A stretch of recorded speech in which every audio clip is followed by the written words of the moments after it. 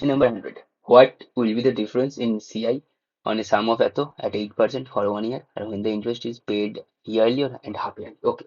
আচ্ছা ইয়ারলি যদি পে করে তাহলে আমার এফেক্টিভ রেট কত হবে 8%, বেশ। যদি হাফ ইয়ারলি করতো তখন তাহলে আর এফেক্টিভ কত হবে? হাফ ইয়ারলি মানে এখানে 8 ছিল, তাহলে 4% করে দুবার, তাহলে 4%-এর দুবার কত হবে? 4+4 + 4 × 4/100, তার মানে 8.16%। তাহলে এই দুটোর মধ্যে ডিফারেন্স কত হচ্ছে? 0.16%। এই ডিফারেন্সের জন্যই আমার এখানে 7,800 টাকার উপরে যে ভ্যালুটা আসবে সেটাই আমার এখানে ডিফারেন্স হয়ে যাবে।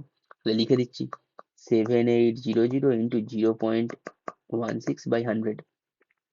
এটা মানে কি 0 0 কেটে দিলাম, তাহলে 78 ইন্টু 0.16। এবার 0.16 মানে কি 16 মানে 4-এর মাল্টিপল, রাইট? তাহলে 4 দিয়ে ডিভিজিবল হবে আমার আনসার। তাহলে এটা আছে 18 হবে না, 46 4 দিয়ে ডিভিজিবল নয়, তাহলে বি আর এর মধ্যে হবে, রাইট? আবার দেখবো 78 আছে 78 আর এখানে 6, তাহলে ইউনিট ডিজিট 6 8 48-এর 8, তাহলে 8 হচ্ছে আমার আনসার হবে, মানে ইউনিট ডিজিট হবে, তাহলে 8 আছে অপশন বি।